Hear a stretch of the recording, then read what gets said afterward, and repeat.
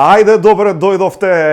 Ајде, седнете, повелете кај мене дома, во мојот скромен дом, ве примам по втор пат, 2 пати во 2 недели, се видовме прв пат минатата недела тука, еве повторно, седи дома број 2, втора епизода од карантин, од изолација. Што правам јас да ви кажам, многу книги читање, многу серии гледање, многу јадење луѓе, многу јадење, се изнајадов периодов, верувам дека и вие го правите истото, пазете таму, ставете некоја лента на фрижидерот, ама тоа е тоа, такви се времињата, ќе издржиме и ќе биде се како што треба. Никому не му е лесно, можам да потврдам дека бар луѓето што ги гледам кога ќе појдам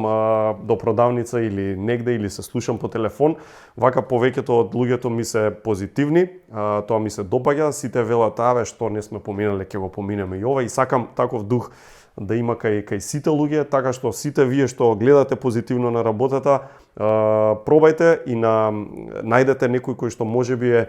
по-нерасположен, кој што малку е така сомничав и кој што можеби и тажен или несреќен поради целата ситуација, што е сосем разбирливо патем кажано, пробајте некој таков, променете му го денот, внесете му добра доза расположение, насмејте го, јавете му се, малку зезајте се, малку подигнете го неговиот дух, бидејќи верувате ова се времиња кога многу е важно некому да му помогнеме. Многу е важно да се трудиме, да бидеме доследни на она што треба да го правиме, а тоа е да седиме дома,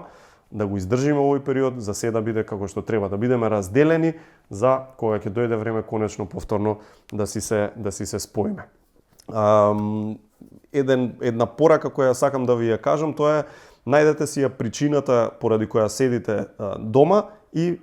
повторувајте си ја често.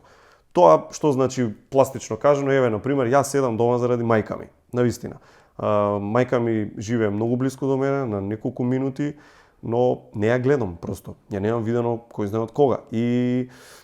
така треба да биде. И тоа е тоа. Јас цело време си повторувам дека за нејзино добро е сето тоа и се трудам што повеќе да се слушам, што повеќе да правиме видео повици на Viber, на Skype, на што и да е, и на тој начин некако да си одржуваме близината без при тоа да имаме физички контакт. Значи, исто и вие, знам дека сите вие имате некоја причина поради што или поради кого, во најчест случај,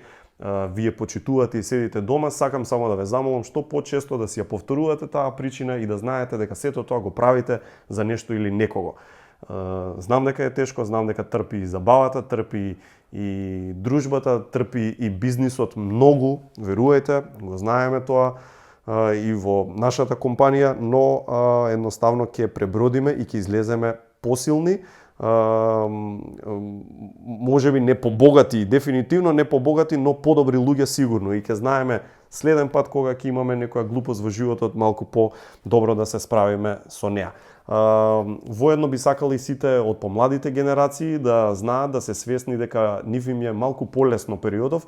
бидејќи, нели, знаете, ние имаме и Netflix и HBO и сме многу комфорни и лесно ни одат тие работи, да си најдеме занимација, да си најдеме интересен артикл, да си најдеме интересен документарец, интересна серија и слично. Но повозрастните луѓе, веруете, не им е така лесно да го пребродат овој период и да си најдат занимација, посебно не некоја квалитетна занимација во која што ќе уживаат. И сигурен сум дека им е и поприлично многу подосадно од тоа што им е на помладите генерации. Затоа сите овие од помладите генерации треба да направат се што можат за некако да им го олеснат периодов на овие од по возрастните генерации, да им пуштаат интересни линкови, да им пуштаат добри YouTube видеа интересни, некои добри артикли вредни за читање, да споделуваат со нив и секако што повеќе време да поминуваат во директни повици и во директно гледање по вакво мало екранче, нели кога веќе не можеме да си се видиме во лице.